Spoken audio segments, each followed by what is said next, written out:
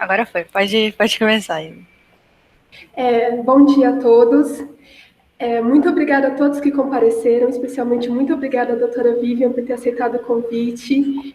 A senhora poderia se apresentar, por favor? Claro.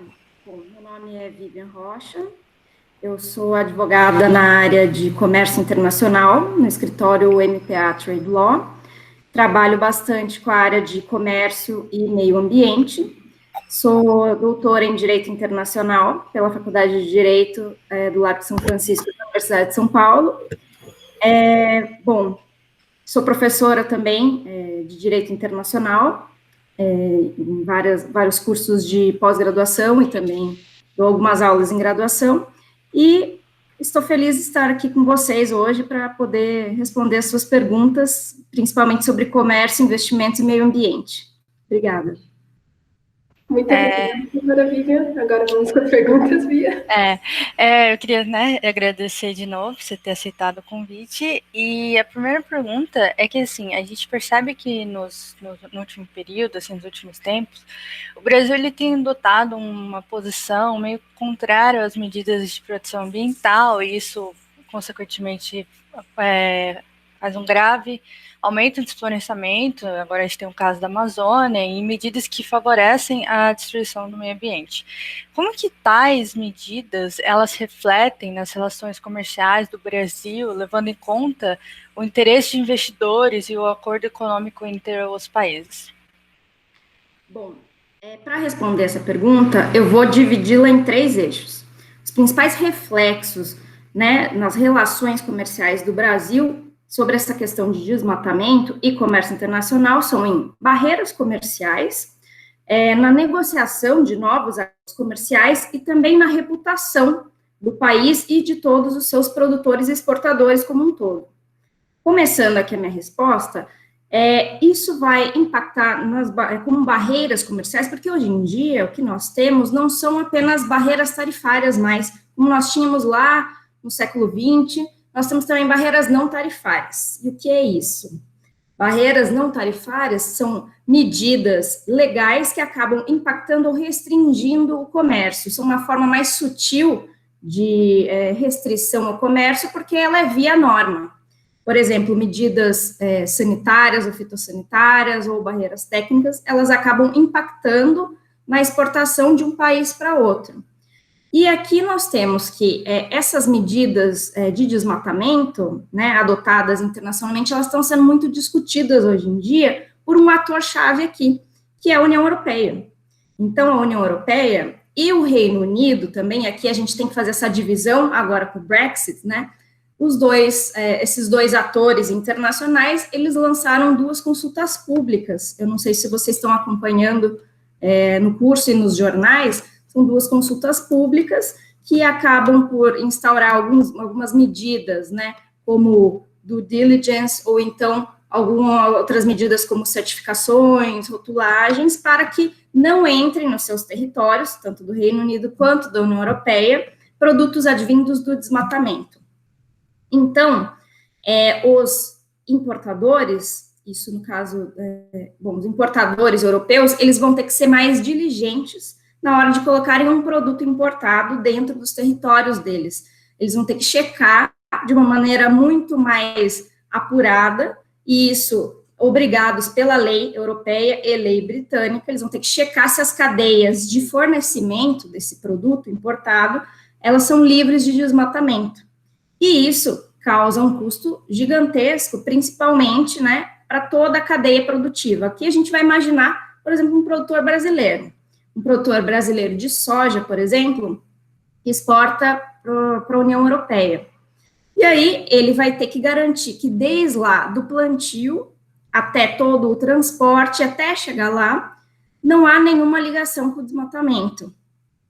Então, isso acaba sendo um processo bastante custoso, porque todos os elos da cadeia vão ter que se certificar, vão ter que garantir que eles não estão envolvidos com desmatamento, e caso algum desses elos tenha qualquer relação, isso pode ter uma implicação na cadeia como um todo, e todos eles, desde o pequeno produtor ali até o trader, né, o que exporta lá no final para um país estrangeiro, para a União Europeia, ele também vai ser afetado. E isso aqui, ele vai ser afetado, eu vou para o terceiro ponto aqui que eu falei, na sua reputação também. Por quê? Ainda não se sabe como vão ser esses mecanismos de forma mais detalhada, né? A gente ainda está na fase de consultas públicas, tanto para a nova legislação do Reino Unido, quanto essa nova legislação da União Europeia, que impede a entrada de produtos relacionados com desmatamento lá. Mas, se tiver, por exemplo, uma lista pública divulgada, com o nome do produtor brasileiro que está ligado ao desmatamento, isso já vai impactar de forma muito certeira na reputação dele. E não só para exportar para a União Europeia, mas também para outros países do mundo, que vão ver que ele enfim, vinculado ao desmatamento e não vão querer esse tipo de relação, não vão querer o produto dessa pessoa dentro dos seus territórios. E não só desse produtor vinculado ao desmatamento, mas também isso acaba refletindo no país, na imagem do país, né? Nós temos aqui que o Brasil não está atualmente com a sua melhor reputação internacional nos termos ambientais. E isso já acaba tendo alguns efeitos. Por exemplo, na importação de carne bovina. A Tesco, desde 2017 ou 2018, se não me engano, ela já parou de importar carne brasileira. E ela coloca isso no site dela, o que é muito, muito grave e direto, né? Nós não queremos qualquer carne brasileira que tenha relação com desmatamento, e a principal justificativa é desmatamento na Amazônia. Então, nós vimos também, atualmente, que alguns supermercados franceses, isso foi, acho que em cerca de 2 semanas atrás, na verdade, eles divulgaram que vão criar barreiras para a comercialização de soja dentro das suas redes, ou seja, o varejo está tomando esse tipo de iniciativa com base na atual reputação do Brasil. Então, isso acaba afetando para o produtor de forma individual e para o Brasil, né? E todos os produtores de todos os outros produtos no Brasil. E não só para um mercado, mas também como vários. E, por fim, o último impacto aqui, né, como se reflete, que vocês perguntaram, isso vai se refletir também na negociação de novos acordos comerciais, novos acordos de livre comércio. Nós vimos que o acordo Mercosul-União Europeia, que teve as negociações finalizadas, agora ele incluiu um capítulo de comércio e desenvolvimento sustentável dentro do acordo. E a União Europeia, ela tem como diretriz para a negociação dos seus próximos acordos a inclusão desse tipo de capítulo também.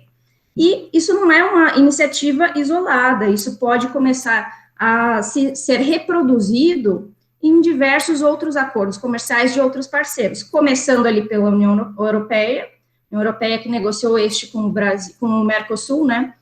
E agora negocia vários outros, e esses vários outros parceiros que negociaram acordos com a União Europeia com capítulos de desenvolvimento sustentável, vão negociar com outros parceiros, com outros atores.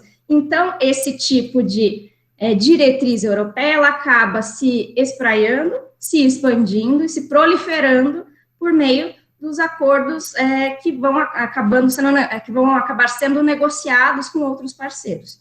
Então, não sei se eu fui muito clara nesse ponto, mas uma diretriz de um ator internacional, ela pode se espraiar por meio da negociação dessa rede, essa teia de negociações de outros tratados comerciais. Então, esse também vai ser um grande reflexo, porque acordos de livre comércio, né, eles possuem, são acordos de preferências tarifárias.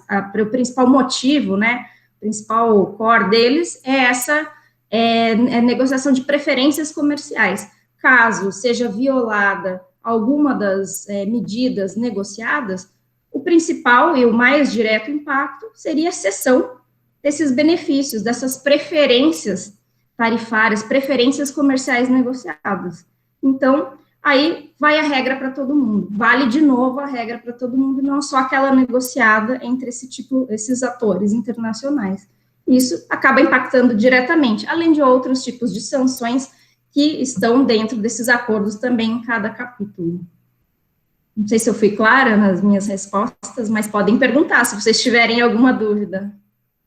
Não, foi muito claro, assim, é bem esclarecedor isso aí do Mercosul e da União Europeia, porque é um assunto muito, muito atual. Eu, por exemplo, estou fazendo um trabalho um artigo assim de final de semestre, eu tô falando sobre o Mercosul e o governo Bolsonaro, e a gente começa a observar essas pequenas coisinhas que impactam na relação entre os dois. E falando de Mercosul, eu queria que você explicasse assim, porque hoje em dia a gente observa uma maior participação dos blocos econômicos em interesses ambientais, na preservação e tudo mais. Como o Mercosul, como que você entende que esse interesse surgiu? O capítulo de desenvolvimento sustentável no acordo Mercosul-União Europeia? Não, um interesse dos blocos gerais, porque não só o Mercosul, digamos, o Mercosul, a União Europeia, eu queria entender por que esses blocos, nesses últimos tempos, começaram a se interessar por questões ambientais. Bom, em primeiro lugar, porque a questão ambiental, principalmente, né, a emissão de gases de efeito estufa, a questão da preservação da biodiversidade e a poluição ambiental, né, até mesmo por meio dos transportes, que eu vi que vocês mandaram também nas perguntas, eles estão sendo vistos como questões não apenas locais, mas sim globais.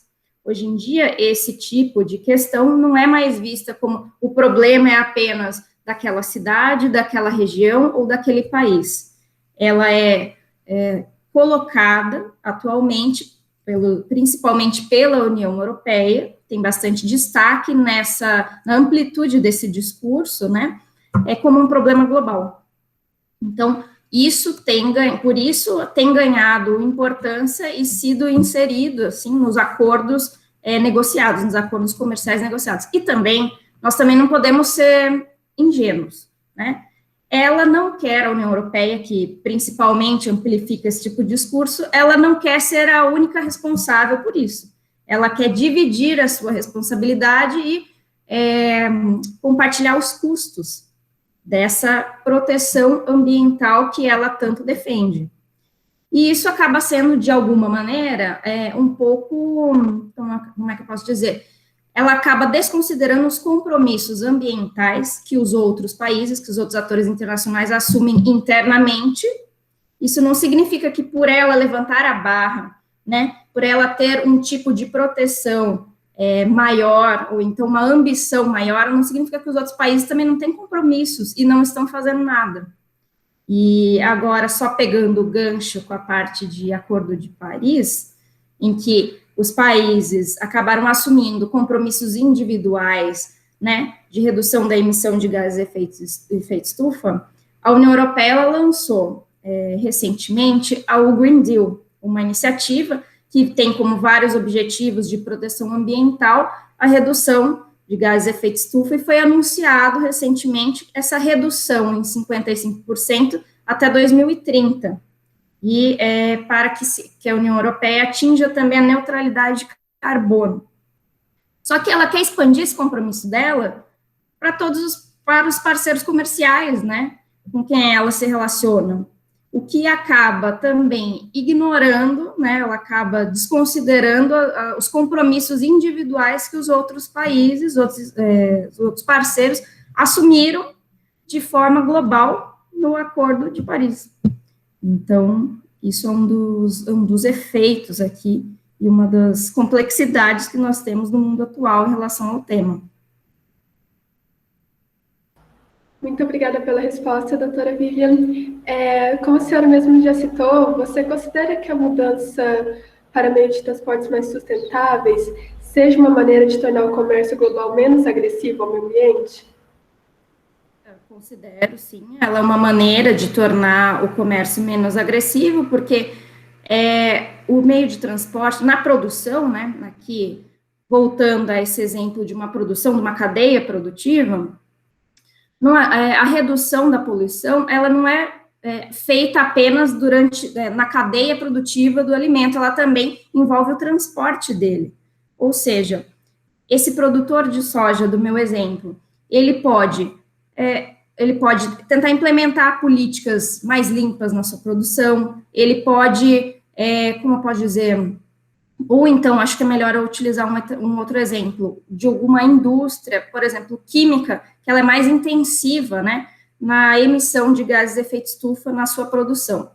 Ela pode colocar, enfim, adaptar a sua fábrica, ela pode tentar ter um método produtivo mais limpo, mas isso talvez não adiante lá na frente se o produto é transportado pela via terrestre ou pela via marítima ou aérea, que é bastante poluente. Então, os meios de transporte, eles impactam bastante, e por isso que os novos atores, os atores internacionais, principalmente aqui eu trago de novo a União Europeia, por causa do Green Deal, principalmente, que traz essa ambição, eles querem reduzir, né, a poluição ambiental de meios de transporte. Isso é um dos eixos dessa política ambiental da União Europeia e que se relaciona diretamente com o comércio internacional, né?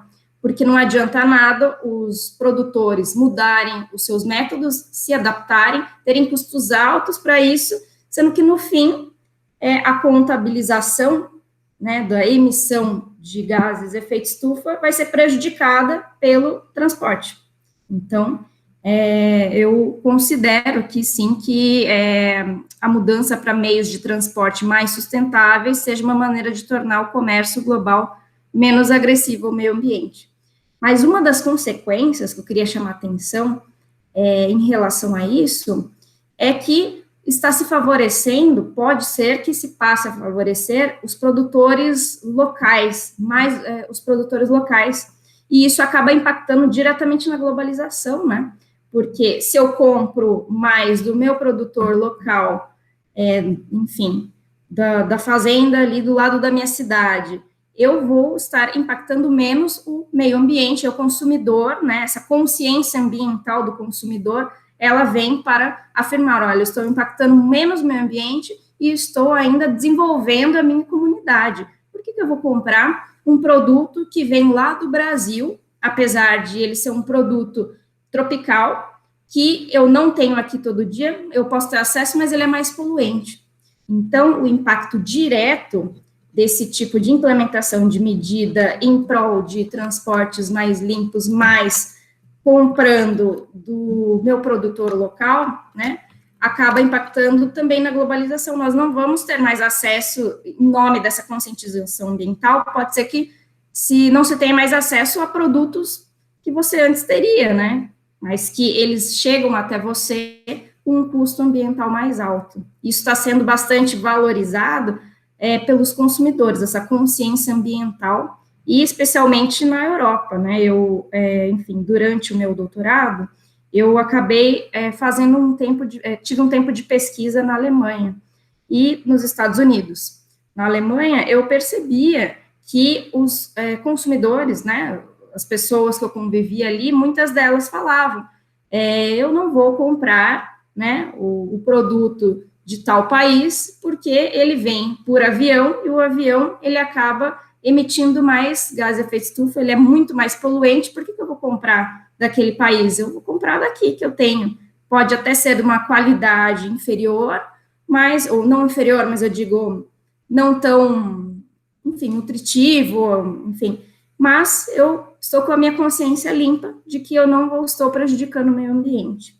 Então, esse é um dos impactos dessa correlação entre comércio, meio ambiente, consumo sustentável e transportes.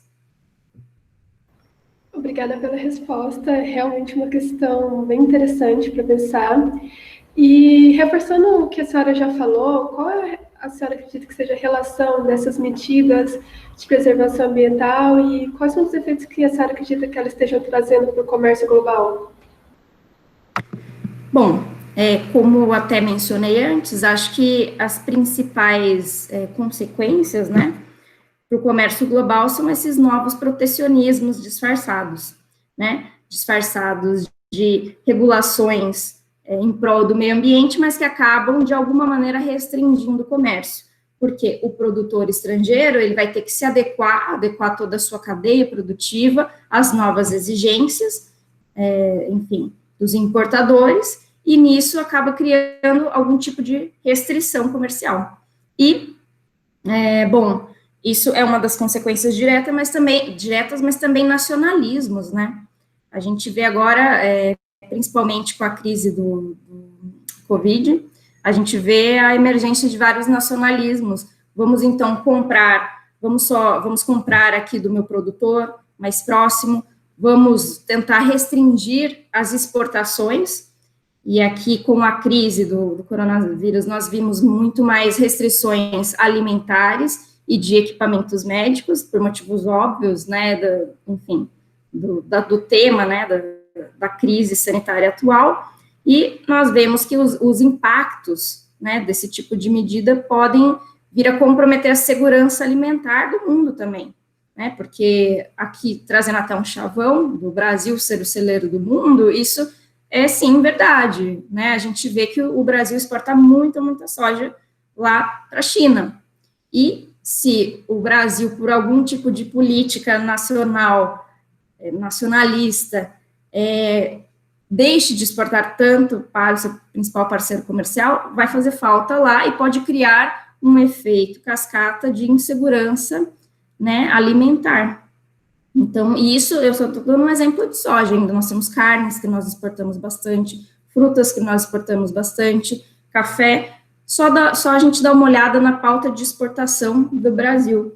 Então, como nós exportamos muitos alimentos, o fato da gente deixar de exportar alimentos por algum tipo de nacionalismo ou protecionismo ou barreira à exportação, do Brasil exportar para fora, por algum motivo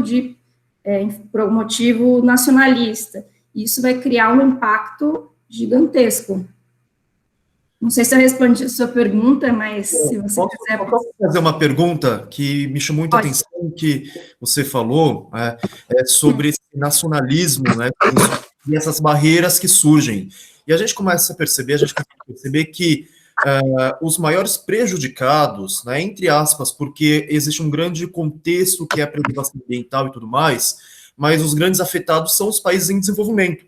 É eles que sofrem mais porque aumenta o custo deles e muitos não têm condição de arcar com toda essa estrutura. E você acha que existe um certo cinismo por parte dos países desenvolvidos? Porque, vejam, eles fizeram isso no passado até eles se desenvolverem. Enquanto eles estavam se desenvolvendo, eles também tinham florestas, eles tinham tudo isso que nós temos e não tem mais. E agora é o que a gente chama de eles chutam a nossa escada. Enquanto os outros estão crescendo, eles vão lá e chutam a escada que eles utilizaram. E como que você enxerga isso daí nessa questão política? Porque a gente está falando de uma coisa muito delicada, porque é uma coisa que é de interesse da humanidade, a preservação ambiental, porém, em alguns momentos a gente consegue perceber que existe um uso político disso também. Igual a mesma coisa de direitos humanos. Direitos humanos, porque existe uma proteção seletiva muito grande dos direitos humanos. Como que você enxerga isso daí? Bom, eu enxergo isso como... Bom, cinismo é uma palavra bastante forte, mas eu enxergo isso como como eu posso dizer? Cada um defendendo o seu interesse e ninguém de forma ingênua, tá? Sempre os interesses nacionais estão à frente, na minha opinião. Esse discurso do interesse global, de proteção ambiental, ele é muito bonito, mas, no fundo, os países estão defendendo o seu. E aqui eu trago até um princípio do direito internacional ambiental, que é aquele das responsabilidades comuns, mas diferenciadas. Nós não podemos esquecer disso, que os países em desenvolvimento, pela sua condição, eles têm preferências, né? Eles têm períodos de adaptação mais longos, né? Em qualquer compromisso, né? Isso é um direito deles a ser negociado. Eles têm condições ali de implementação e cooperação técnica que deve ser efetiva. Por quê? Porque as condições deles implementarem o acesso tecnológico que eles têm é muito mais baixo, as condições e arcar com os custos acaba sendo muito mais danoso para eles. Então, nós não podemos esquecer na implementação de objetivos ambientais e também de medidas comerciais que tenham essa roupagem ambiental, que nós temos esse princípio. As responsabilidades são comuns, sim, como eles falam, principalmente a União Europeia, preservação do mundo, preservação ambiental, mas elas têm que ser diferenciadas. E aí a gente traz aquele princípio do tratamento especial diferenciado, que, inclusive, trazendo política externa aqui, o Brasil anunciou que vai, vai renegar esse direito que ele tem, né? Ele vai abdicar desse direito.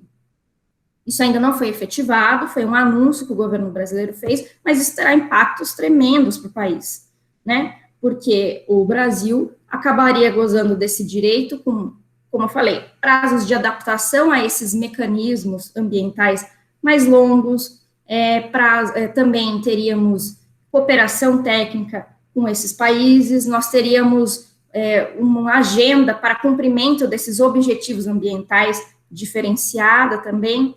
Tudo isso são os direitos dos países em desenvolvimento. E aqui a gente tem aquele grande, como eu posso dizer, dilema, né? Vamos agora proteger o meio ambiente, mas nós também temos o direito de nos desenvolver. Então, isso acaba sendo um pano de fundo bastante explorado, do ponto de vista político, principalmente está sendo explorado, e aqui eu coloco 2 atores na mesa, né?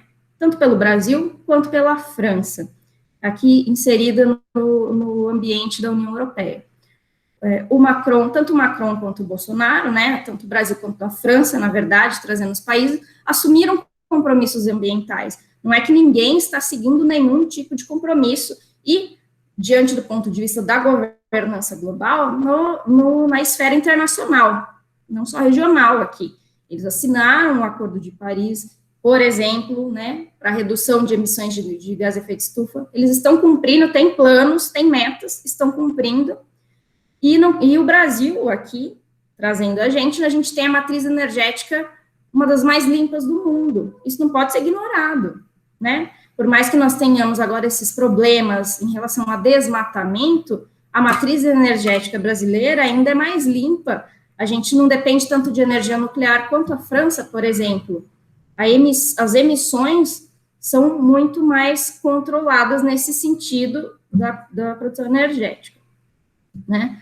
A gente não pode ignorar. E essa politização do Macron colocando os holofotes sobre o Brasil, isso tem sido bastante explorado politicamente para que saia a pressão dos partidos de cunho ambiental lá, europeus, que têm pressionado tanto o Macron como no Parlamento Europeu, ali a União Europeia, ele acaba jogando os holofotes para o Brasil para não ter para que o holofote não fique sobre ele, que está sendo duramente pressionado do ponto de vista doméstico e do ponto de vista dos parlamentares europeus, no âmbito da União Europeia. Então, essa é uma questão bastante, como pode dizer, politizada, a gente não pode esquecer isso, ela é bem politizada, tanto nas discussões internacionais, quanto na formulação de regras internacionais, nos 2 âmbitos. A gente sempre tem que tentar interpretar aqui todas as coisas de uma forma não tão romantizada, na minha opinião, porque, como eu acabei de falar, sempre os interesses nacionais, no fim do dia, eles vão ser priorizados aqui. E essa parte comercial, puxando a sardinha um pouco para o meu lado aqui, ela não é tão romântica assim. Nós temos que os produtores europeus, eles são altamente subsidiados, ou seja, recebem dinheiro do governo, né, para poderem ir em frente com as suas produções, porque eles não são competitivos, né? Há muitos pequenos e médios produtores dentro da União Europeia, que são votantes desses mesmos políticos, e, enfim, para manter a sua base eleitoral também, os governantes acabam desenvolvendo esse tipo de medida que vai afetar o produtor estrangeiro, e aqui o nosso exemplo, o brasileiro, que é altamente competitivo em diversas culturas agrícolas, porque isso vai proteger o produtor europeu, vai entrar menos produto estrangeiro lá, ele vai conseguir continuar vendendo, pelo menos de forma média, o seu produto, e ele vai ser um voto garantido, bem ou mal, para esse político. Enfim, isso acaba sendo esse jogo de interesses que nós temos que analisar sempre quando a gente lê um jornal, quando a gente vê uma notícia e vê que uma nova medida está sendo discutida e implementada. Perfeito, obrigado. Então, falando também do Acordo de Paris, ele tornou-se uma questão de suma importância para os países membros da União Europeia, tanto que se tornou uma das questões ponto na associação do Mercosul com a União Europeia. Você considera que os Estados membros da União Europeia, os Estados europeus, como a França, eles estejam seguindo as condições do acordo? Eu não estou acompanhando de forma individualizada como a França tem cumprido com seus objetivos, mas eu imagino que a França, ela, na verdade, ela assumiu compromissos tanto internacionais na esfera multilateral, quando ela assinou o Acordo de Paris, mas por ser um membro da União Europeia, e a União Europeia adotou o Green Deal para redução de emissões em 55%, primeiro até 2050, mas este ano, o Green Deal, só fazendo uma linha temporal para vocês, ele foi anunciado, foi divulgado em dezembro de 2019. Aí, durante 2020, foi agora em setembro, se não me engano, a comissária, né, a Comissão Europeia, acabou anunciando que eles vão diminuir essa meta para 2030, ou seja, 20 anos. A meta foi antecipada para a redução de gases de efeito estufa na União Europeia em 20 anos. Ou seja, todos os seus estados vão ter que contribuir para isso. E a França, além do compromisso que ela já adquiriu de redução no Acordo de Paris, ela também vai ter que, enfim, seguir essa nova diretriz europeia. Então, é um compromisso bastante audacioso e que exige ações, enfim, bastante pontuais e coordenadas aqui nesse sentido. Ela vai ter que se virar nos 30 aqui para cumprir tudo isso, inclusive aqui trazendo aquele exemplo da matriz energética, né? O Brasil, bem ou mal, tem uma matriz energética limpa, enfim, com bastante fonte hidráulica, né? Energia hidráulica, então, e elétrica e tudo mais, enfim, e a França possui em sua matriz, enfim, uma matriz energética mais poluente, isso que eu quero dizer. Então, ela vai ter que fazer toda uma reestruturação nas suas políticas ambientais, está fazendo já, né? Eu acho que a França tem um grande percurso aí pela frente para tentar atingir todas essas metas. E, bom, relacionando com o acordo Mercosul-União Europeia, isso que eu não entendi muito bem, a importância, qual seria o link aqui? Se o Mercosul-União Europeia, ele também acaba acarretando em compromissos para os países do Mercosul? Mas a questão, assim, porque o presidente da França, ele tinha voltado nesse ponto várias vezes, entendeu? Na internet e tudo mais, sobre o governo Bolsonaro e a questão da preservação ambiental. E essa questão da Amazônia, da preservação da Amazônia, continua vivente, a gente continua falando várias vezes dessa questão, e então era saber, assim, por exemplo, se a União Europeia, com o Acordo de Paris, todas essas críticas ao nosso governo, ao país, e não só ao nosso, a outros países também, se eles por si só estão cumprindo as condições desse acordo, se eles estão seguindo o que esse acordo fala de diminuir a emissão de gases poluentes e tudo mais, ou se é só uma crítica que, digamos, quase uma hipocrisia, se eles falam, mas eles não fazem, seria mais ou menos isso, entendeu? Eu acho que não dá para a gente falar que é uma hipocrisia, né, porque nós não estamos acompanhando, enfim, as metas e ações de cada país, mas a União Europeia tem se mostrado que quer realmente cumprir esses objetivos, e inclusive está aumentando a barra, como eu falei, diminuindo, por exemplo, seu compromisso em 20 anos, né, de emissões, de redução de emissões em 55% para 2030. Mas aqui eu trago um ponto importante do Acordo Mercosul-União Europeia, do capítulo de desenvolvimento sustentável, que trata, né, tanto do Acordo de Paris, quanto, por exemplo, de desmatamento, né, e como pode dizer, desse monitoramento para que políticas, inclusive, de governança corporativa sejam implementadas, mas esse capítulo, ele não possui sanções. Isso é uma das grandes, não sei se falhas, mas acho que falha seria uma boa palavra até, do capítulo, porque caso os países não cumpram com as disposições, né, que está previsto nesse capítulo, não há nenhum tipo de sanção prevista ali. Então, isso acaba ficando meio, enfim, a intenção fica mais em boas intenções do que o capítulo ser realmente, como pode dizer, enforceable, né, ele tenha um cumprimento, porque nós não temos ali um mecanismo de sanção. O que vai acontecer se os países do Mercosul, por exemplo, descumprirem? Ali não está previsto. Mas a gente sabe, né, aqui pela política internacional, como nós já estamos vendo, as reputações, enfim, os impactos nas reputações dos países vai ser brutal. Então, isso por si só já seria um super impacto, né, não só entre os parceiros, mas também no mundo. Então, isso é um ponto importante a ser estudado. Tá, dá uma clareada nessa questão. A senhora acredita que as sanções econômicas são uma boa maneira de incentivar a proteção ambiental ou elas acabam trazendo até maiores danos? Elas são uma grande maneira, sim, porque as sanções econômicas elas acabam pressionando muito mais os atores internacionais a cumprirem com esses objetivos, né? Quando o impacto está no bolso, isso sempre acaba falando mais alto.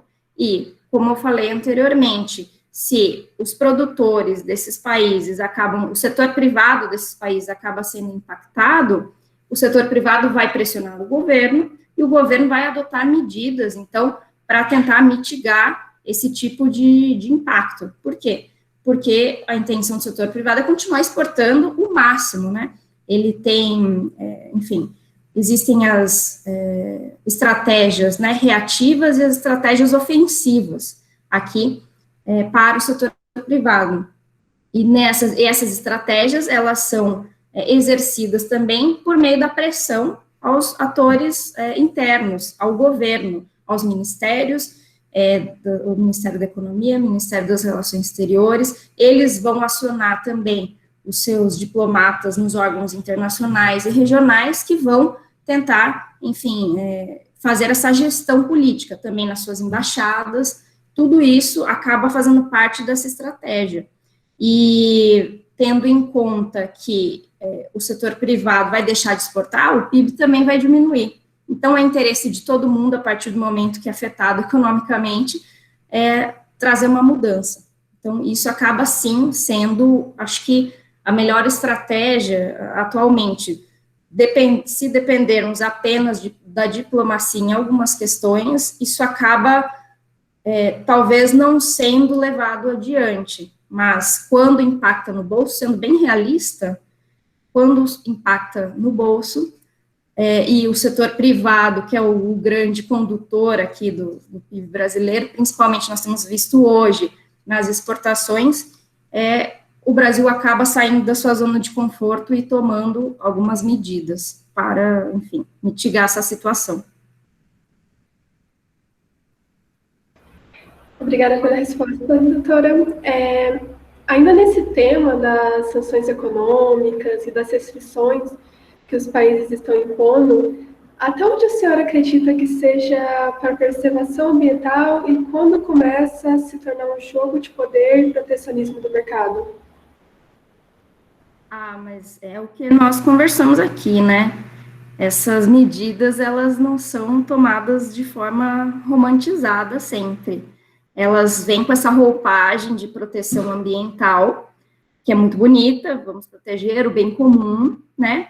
Esse direito difuso, mas, no fim do dia, acabam se tornando protecionismos disfarçados, né? Porque o interesse acaba sendo proteger o produtor nacional, só que o que acontece aqui? Como os países, os estados assumiram obrigações internacionais, e aqui trazendo também para a minha área de comércio internacional e as regras da Organização Mundial do Comércio, que seriam não discriminar, né, a gente não pode discriminar em relação ao produtor nacional e entre produtores estrangeiros. A gente tem que ser transparente, né, os países têm que ser transparentes sempre na publicação das suas medidas, tem que discutir com a sociedade civil antes, essas medidas, elas têm que ter embasamento científico, elas não podem ser tomadas pela cabeça da pessoa, Deus dará, elas têm que ter toda essa justificativa, e tudo isso são as regras internacionais que os países têm que respeitar na hora de tomar uma medida. Então, eles acabam tomando, e a medida também tem que ter um objetivo legítimo. Essas medidas de proteção ambiental, elas acabam tentando se adequar a essas regras, mas, no fundo, muitas delas podem ser essas restrições disfarçadas, né, podem causar esse tipo de protecionismo, porque ela pode ser justificada como protetiva, ambientalmente falando, né, vamos proteger as florestas, vamos tentar reduzir a emissão de gases de efeito estufa. Olha aqui, tem um estudo que comprova que esse tipo de medida, ela pode ser favorável, enfim, para a proteção ambiental, ela pode, esse tipo de medida pode influenciar na redução de gases de efeito estufa, ainda aí temos esse tipo de justificativa científica. Tem que ser baseada também nos padrões internacionalmente discutidos, né? Se existem regras internacionais para esse tipo de medida que se quer tomar, tem que seguir o padrão internacional.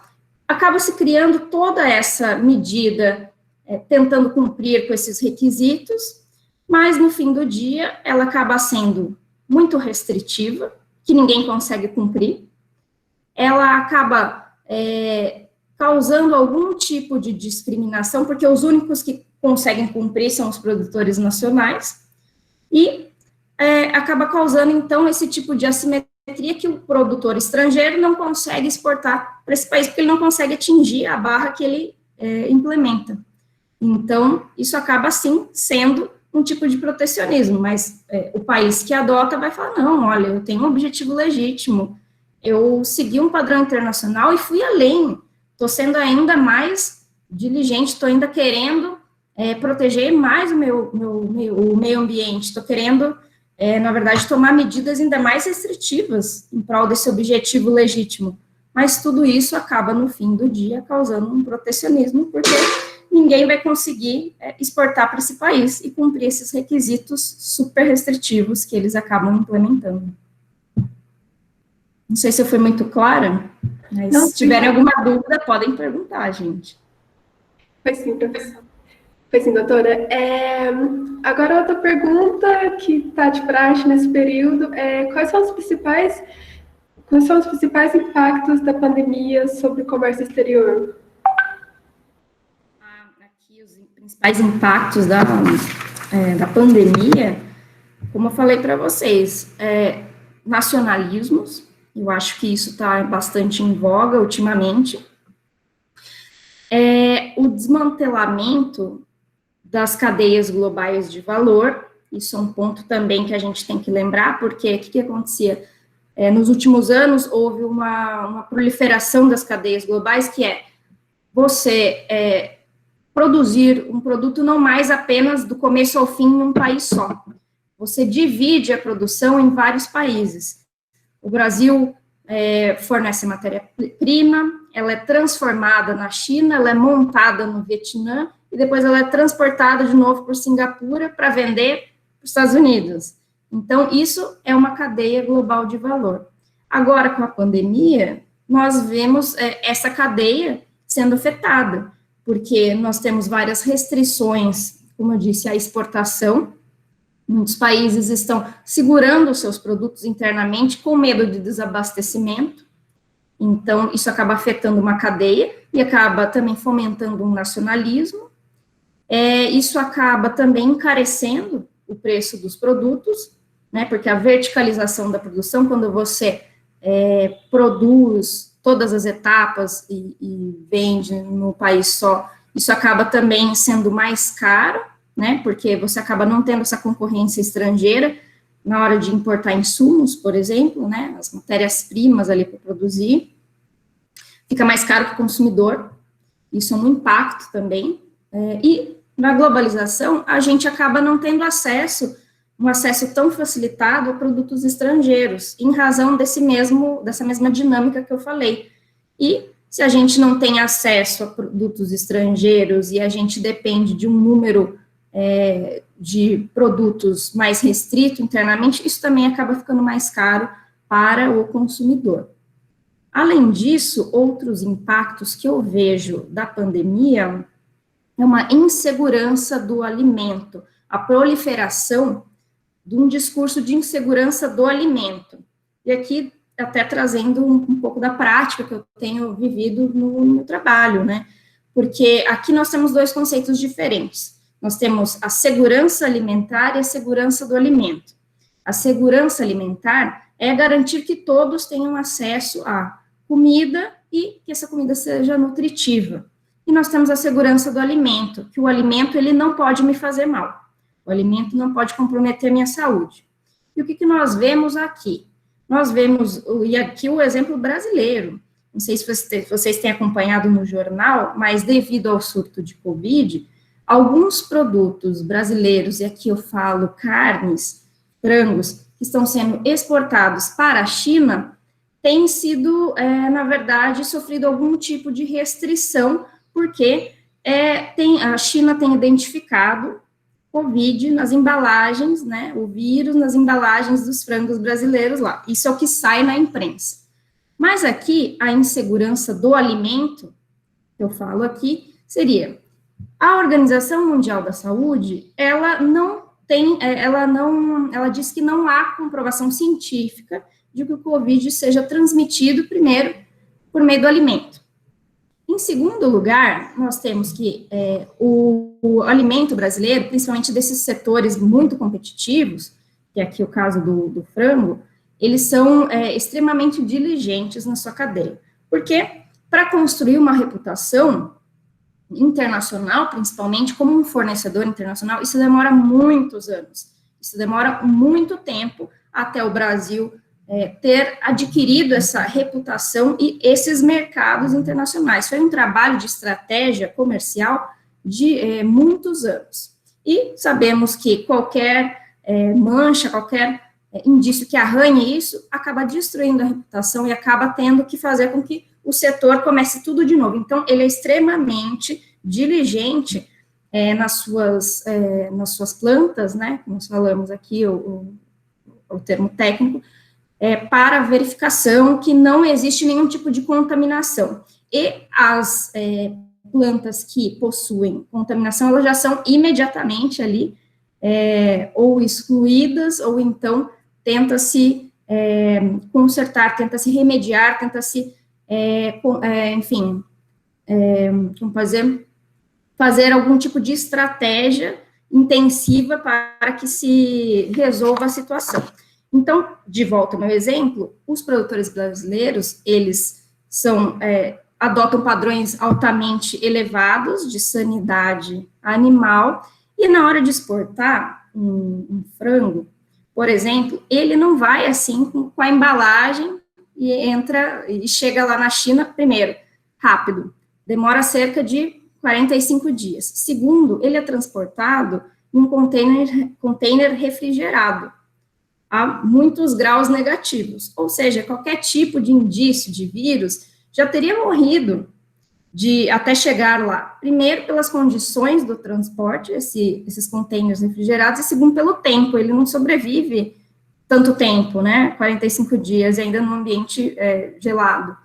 Então, a forma de e não é transmitido via alimento. Enfim, a ameaça à saúde, por meio de transmissão ao coronavírus, seria muito baixa nesse sentido.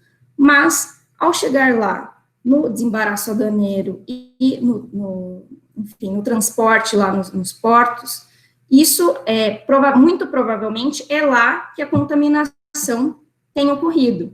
Mas, na hora da notícia ser, enfim, propagada ali, acaba-se sempre divulgando, não, foi o frango brasileiro, ele que está, enfim, com o vírus e tudo mais. Então, isso acaba criando uma insegurança quanto ao alimento, por exemplo, de determinada origem, né, a exportação de um alimento de determinada origem.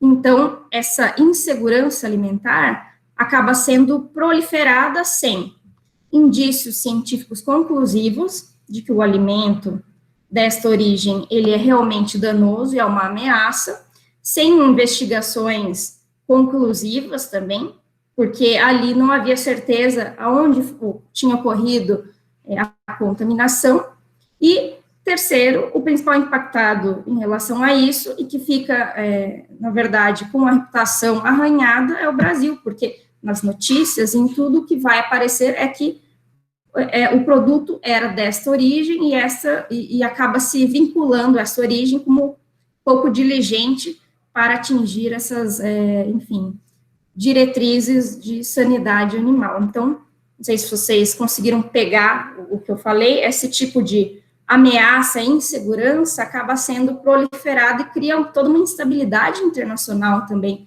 para o fornecimento e comercialização de alimentos internacionalmente falando.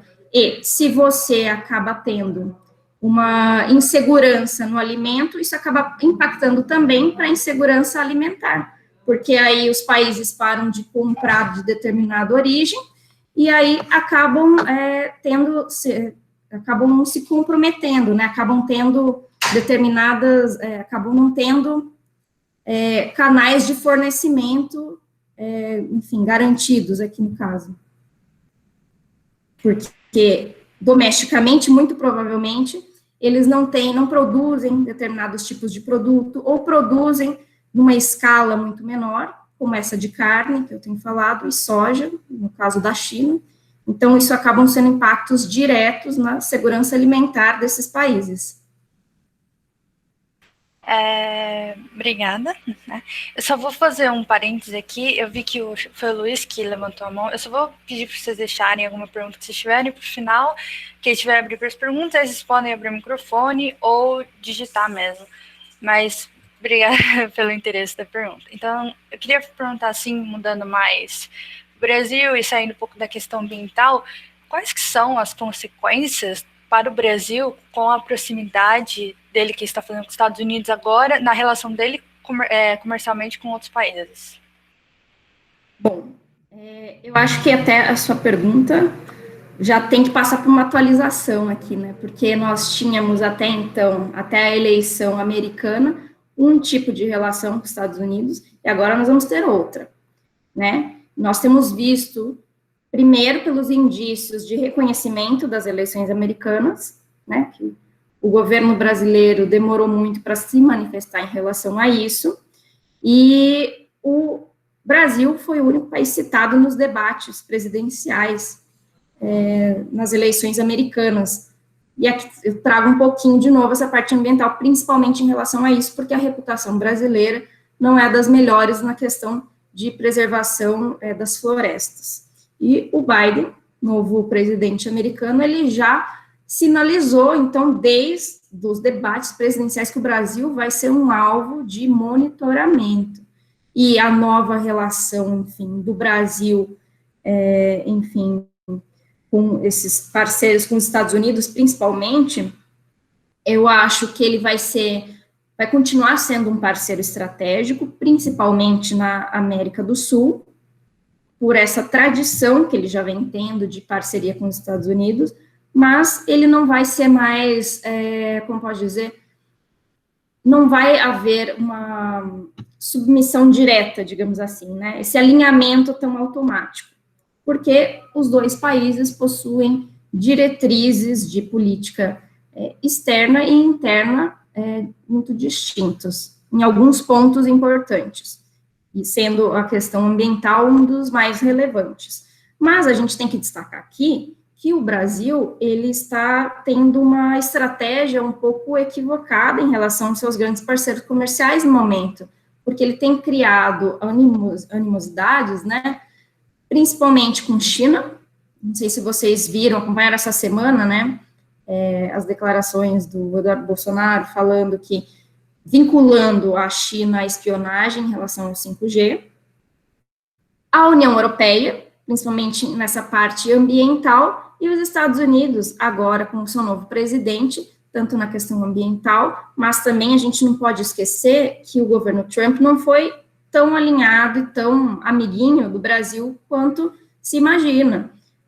lembrem da questão do aço e do alumínio, né, em que houve a imposição de tarifas ao aço e alumínio brasileiro, por livre e espontânea decisão do Trump, que acabou alegando, né, levantando insegurança nacional, né, por motivos de segurança nacional, que estava havendo uma invasão de aço e alumínio no governo americano, no Estado americano, e isso poderia prejudicar a sua indústria de segurança nacional, produção de armas e tudo mais. Então, ele decidiu, de forma unilateral, impor tarifas ao aço e alumínio de determinados parceiros comerciais, inclusive o Brasil.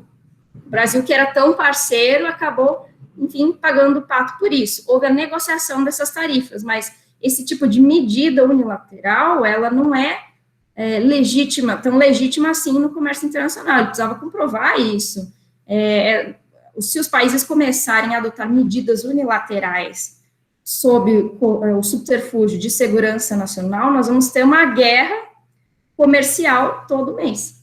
Então, a gente tem que analisar do ponto de vista crítico sempre. O Brasil, no seu discurso, o Brasil e os Estados Unidos têm esse discurso de que são muito amigos, mas o Brasil tem pagado o pato em alguns pontos importantes, em setores importantes nacionais, tendo pagado o pato, que acaba não atingindo tanto o interesse nacional brasileiro, mas sim o americano.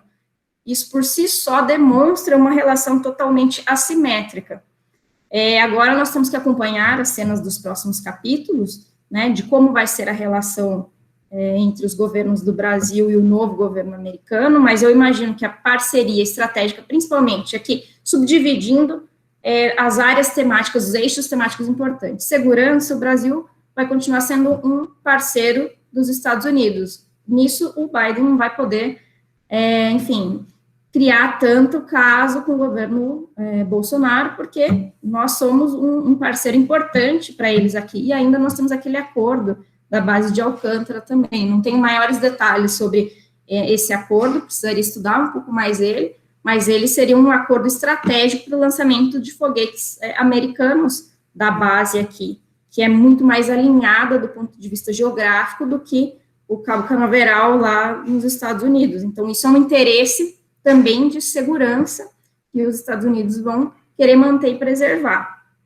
Aí, na parte comercial, que já é um pouco mais a minha área, eu imagino que vai haver muitas fricções aqui, porque o Brasil e os Estados Unidos, se vocês pegarem a pauta comercial dos dois países, eles exportam muitos produtos semelhantes.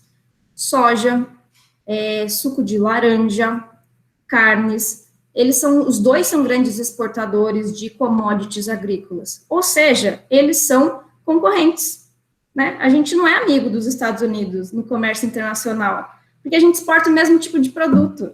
Se a gente perde o mercado, por exemplo, europeu, por desmatamento, por falta de diligência da cadeia produtiva, quem vai abocanhar esse mercado é os Estados Unidos, ele não vai ser nosso amigo. Interesses comerciais sempre estão em primeiro lugar aqui, né? A gente não pode ser ingênuo no comércio internacional, é só isso que eu falo. Então... Enfim, diante dessa conjuntura de pandemia e tudo mais, qual que é o posicionamento da OMC referente à preservação ambiental e os seus impactos no comércio mundial? Bom, o posicionamento da OMC, na verdade, nós não temos preservação ambiental ali no acordo da OMC, é o único acordo que possui citação de preservação ambiental é o acordo sobre barreiras técnicas, que fala que um dos objetivos legítimos do seu acordo seria preservar o meio ambiente. Essa referência ao meio ambiente, isso que eu quero dizer, expressa, nós temos apenas num dos acordos da OMC. Mas a OMC, ela reconhece objetivos legítimos de políticas públicas. E a preservação ambiental pode ser interpretada nesse sentido como um objetivo legítimo para a preservação de bens. Aqui a gente traz o conceito de sustentabilidade, né, para as gerações presentes e futuras. Mas aqui até uma questão interessante que eu trago é do conceito de sustentabilidade, do ponto de vista internacional, né, que ele é corroborado pela OCDE, pela União Europeia. A sustentabilidade, ela é dividida em 3 aspectos: o aspecto ambiental, o aspecto econômico e o aspecto social. Então, eu sugiro que quando a gente for discutir, sempre discutir a sustentabilidade nos seus 3 pilares. Ambiental, preservação ambiental, social, envolve desde preservação de povos indígenas, né, e das comunidades locais, até equidade de gênero. Se vocês entrarem nos Objetivos de Desenvolvimento Sustentável da ONU, então vocês vão ver todos os objetivos que têm a ver com esses 3 pilares da sustentabilidade, e econômico também, que seria esse desenvolvimento das comunidades, desenvolvimento, enfim, das comunidades locais, isso que eu gostaria de falar, e também no social, lembrei agora da preservação dos direitos trabalhistas, tudo mais. Então, esses pontos aqui, eles são, hoje em dia, de uma maneira mais moderna, esse novo conceito, né, essa nova roupagem de sustentabilidade, ela é proliferada nos órgãos de governança global. Mas a OMC, nos seus acordos, como eu disse agora, ela não tem a sustentabilidade em todos os seus aspectos, porque esses acordos foram desenvolvidos e foram criados lá, quando da criação da OMC, na rodada Uruguai, de 86 a 94. Então, era um outro mundo, eram outros conceitos sendo discutidos, e a sustentabilidade ainda era muito restrita apenas à questão ambiental. Mas a OMC, ela considera, assim, a preservação ambiental como um objetivo legítimo. Ela tem divulgado em vários documentos, tem discutido em seus comitês e publicado em muitos estudos e documentos. E todos os países, quando adotam esse tipo de medida, né, que ela se relaciona ao comércio internacional e tem também esse objetivo de proteção ambiental, eles têm que ser essas medidas têm que ser notificadas nos comitês da OMC, ela tem que ser notificada na OMC, porque aí se dá transparência porque todos os outros membros da OMC vão saber mais, vão ter ciência dessa medida e dos seus objetivos legítimos, das suas justificativas, e aí a gente traz a governança global, né? Discute-se acerca de uma política doméstica ali no foro internacional, porque é um local onde reúne todos os membros, e eles podem discutir acerca do tema. Não fica esse tipo de, enfim, um país ter que estar atento a todo tipo de legislação que o outro toma. Isso é impossível de fazer no mundo atual, em tantos países, em tantos estados. Então, por isso que esse é uma das outras motivações e outro elemento que, como fazer, revela a importância desses fóruns internacionais, da discussão de medidas domésticas que são adotadas nos fóruns internacionais, que todo mundo pode saber o que os países estão fazendo e pode, inclusive, dar sugestões, fazer questionamentos e, caso se identifique que alguma das medidas, né, são violadoras, são discriminatórias, acabam sendo restrições disfarçadas, pode-se arguir nesses fóruns internacionais a respeito. E a gente tem um trabalho bastante interessante, inclusive para o profissional de relações internacionais, de um advogado, um economista também, mas acho que de relações internacionais, que é a área de vocês, que é a questão das relações governamentais, né? O RELGOV, ele acaba trabalhando ou numa empresa, ou numa associação, falando aqui nessa área comercial, ou numa associação, de produtores, e aí o seu papel é acompanhar o que está acontecendo nesses fóruns internacionais, nesses fóruns de governança global. O que está acontecendo lá? Por quê? Porque se eu ficar atento, eu profissional de RI, que a União Europeia está tomando determinado tipo de estratégia, eu vou avisar a minha empresa é um grande player nacional, eu vou lá pressionar o governo que eu posso ser prejudicado por essa medida de outro país, e o governo vai ter que tentar lutar por mim. Então, eu, profissional de relações governamentais, vou pressionar o governo, levar as estratégias e como eu posso ser prejudicado em relação a isso, pressionar para que se tome uma estratégia defensiva ou ofensiva neste caso. Então, isso tem sido bastante utilizado, isso tem sido uma função bastante importante, né, do profissional da área de vocês. Eu acho que isso é bem legal. E, aqui, fechando a pergunta, monitoramento dos comitês da OMC são extremamente importantes nesse sentido.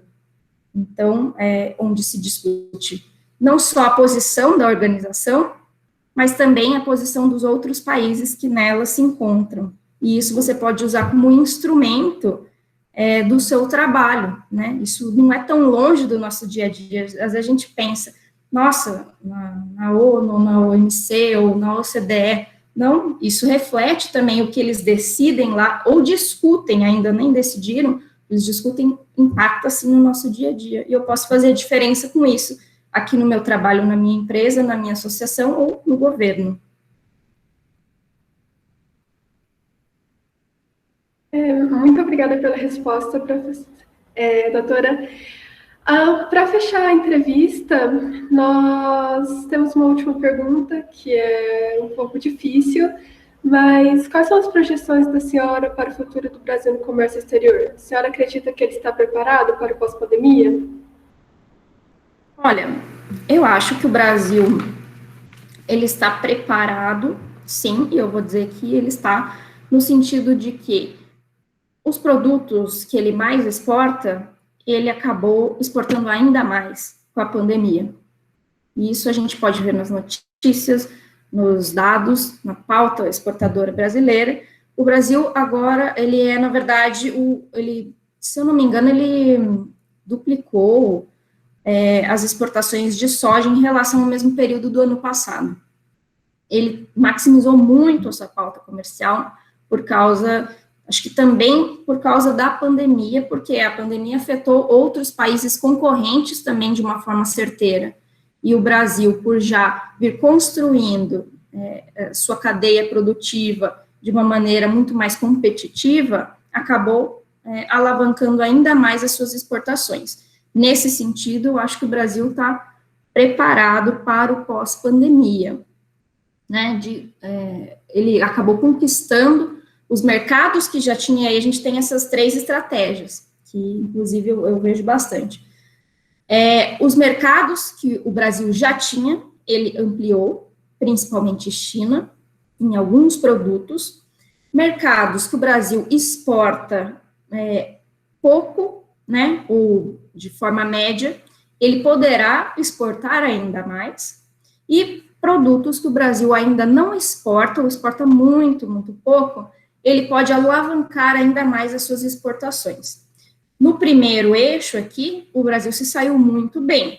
Agora, o Brasil tem que tentar, como pode dizer, maximizar as suas exportações nesses 2 outros eixos. Mas nas estratégias internacionais de comércio, o Brasil ele tem que tentar ter uma estratégia um pouco mais cooperativa, principalmente nessas questões de comércio e meio ambiente, que são a questão mais quente do momento, né?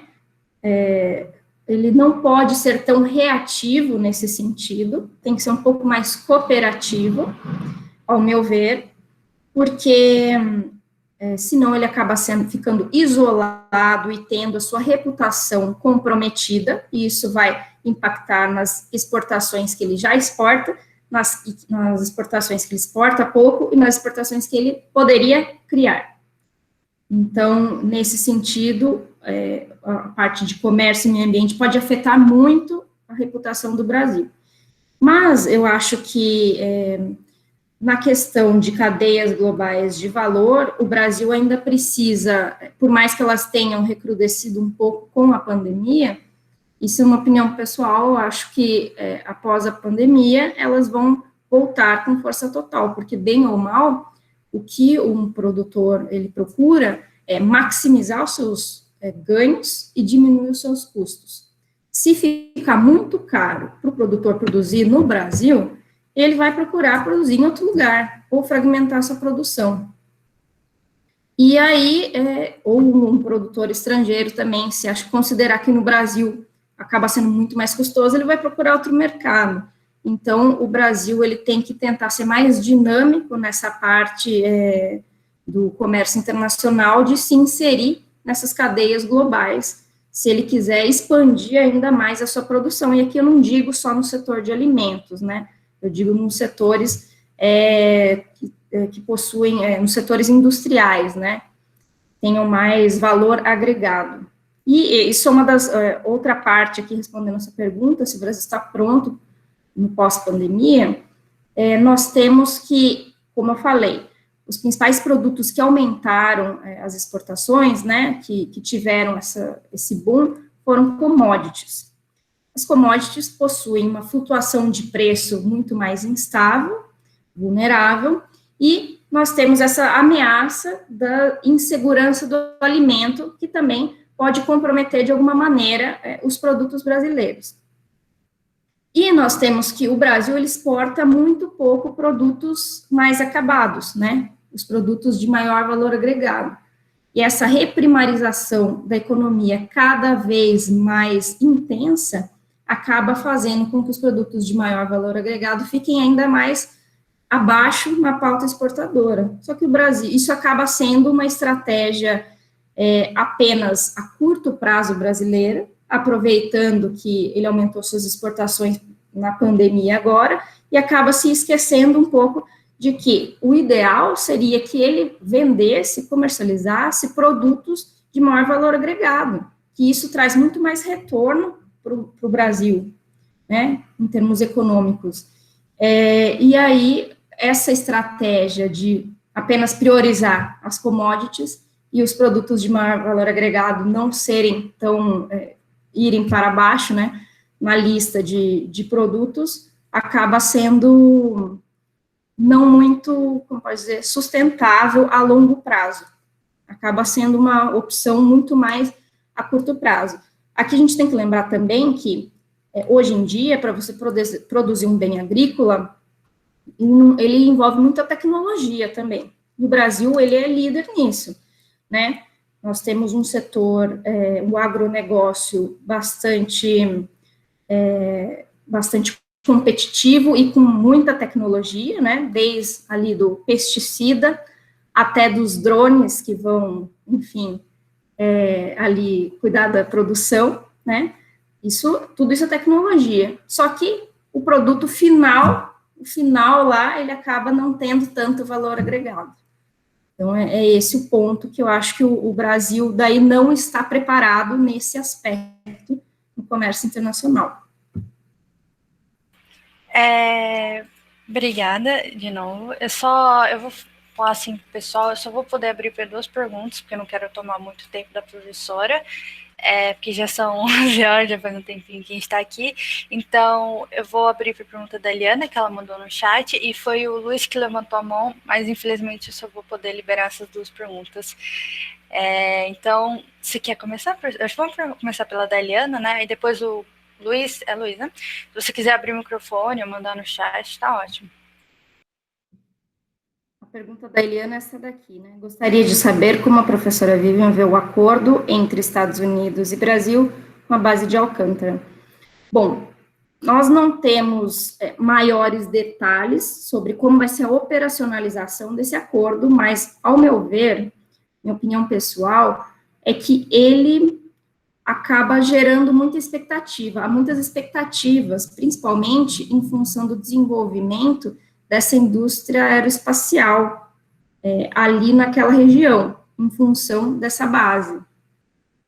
Né? Nós vamos ter nós vamos precisar, para o acionamento dessa base, de também uma indústria que forneça ali insumos, que tenham serviços relacionados a essa parte aeroespacial, né? Então, o Brasil, ele pode ver isso como uma oportunidade também, né? Ele pode ver isso como uma oportunidade de desenvolver, de alguma maneira, a sua indústria aeroespacial, que nós sabemos que não é muito desenvolvida neste momento. Ao meu ver, isso poderia, e nós sabemos que uma indústria aeroespacial, ela possui um alto valor agregado, possui muita tecnologia e profissionais extremamente especializados. Isso poderia ser uma oportunidade de nós desenvolvermos mais o nosso capital humano brasileiro, não apenas estrangeiro, porque nós vamos precisar de pessoas que entendam desse assunto e que estejam ali na base ou em volta dela para fornecer fornecer e auxiliar esse tipo de serviço, de matéria-prima, ou então de peças e equipamentos, porque se nós temos uma base ativa e, por exemplo, algum equipamento, alguma peça acaba faltando, para ele importar lá dos Estados Unidos, vai demorar muito tempo e vai ser muito custoso. Seria muito mais fácil se tivesse uma indústria ali perto que pudesse fornecer esse tipo de peça ou equipamento. Isso pode ser uma oportunidade para se desenvolver ao redor ali da base, esse tipo de área. Então, eu vejo, na minha opinião, como uma oportunidade nesse sentido. No sentido de segurança, aí, então, eu acho que nós já vamos para uma outra seara, que não é muito a minha área. Mas eu ainda vejo muito mais como uma oportunidade do Brasil ter uma base internacional de lançamento aeroespacial e poder explorar economicamente isso, né, e tendo vários outros acordos no futuro, não apenas entre Brasil e Estados Unidos, mas entre Brasil e outros países. Nós sabemos que a Rússia, ela utiliza a base no Cazaquistão, ela tem ali a sua base. Nós podemos ter, por exemplo, algum outro tipo de acordo com países europeus, ou então a China, que tem muitas fricções com a Rússia, poder também utilizar a nossa base. Nós não sabemos como isso vai se dar, porque nós temos todo o xadrez geopolítico aqui também, principalmente do nosso governo atual. Mas eu vejo, frisando de novo, como uma oportunidade de desenvolver as pessoas, de desenvolver o comércio e desenvolver a indústria nacional, nesse sentido. Eu leio a segunda pergunta aqui, do Luiz agora? Tá bom. Professora, gostaria que você falasse um pouco sobre a questão da Amazônia. De fato, o Brasil corre risco à sua soberania, caso aceite ajuda estrangeira no combate ao desmatamento. O Brasil já aceita, né, ajuda estrangeira no combate ao desmatamento. Nós temos aquele Fundo Amazônia, se vocês entrarem no site do Fundo Amazônia, ele recebe doações de vários outros países, inclusive europeus. E o grande ponto aqui era que houve ameaças de corte de financiamento a esse tipo de fundo ou outros fundos, caso o Brasil não fizesse sua parte e fosse mais diligente no combate ao desmatamento. Então, eu acho que isso não ameaçaria, na verdade, vamos lá, esse tipo de fundo e ajuda, ele já existe, inclusive, tanto do ponto de vista governamental, quanto de organizações não governamentais. Sim, muito xadrez. Vi aqui o comentário da Eliana. Mas uma interferência à soberania, no caso de um governo estrangeiro querer, enfim, como pode dizer, querer uma parte da Amazônia, ou querer interferir em como nós, querer interferir na soberania internacional, na gestão desse tipo de monitoramento brasileiro, aí sim considero uma super interferência à soberania brasileira. O fato de você doar dinheiro para o Brasil, aí, resumindo aqui meu ponto, doar dinheiro para o Brasil, não vejo como uma interferência à soberania, porque existem muitos fundos de cooperação nesse sentido, de cooperação técnica, tecnológica, de cooperação financeira mesmo, isso já existe, mas intervenção para o monitoramento acaba sendo uma intervenção na soberania, e nós não somos ingênuos aqui. Isso também tem a ver com uma intervenção para, enfim, aqueles, como pode dizer, biopirataria também, né, por causa da biodiversidade da Amazônia. A gente também tem que levar isso em consideração. Então, temos que ver por todos os pontos de vista essa questão de Amazônia, tá certo? Intervenção para monitoramento e ações de governos estrangeiros, isso sim seria uma intervenção, mas uma pressão de um outro país para esse tipo de medida brasileira que a gente está vendo que, de fato, está sendo bastante tem sido realizadas esse monitoramento com pouca diligência e com medidas cada vez mais fracas, isso eu acho que acaba sendo uma pressão internacional, não uma interferência de soberania de forma prática, né?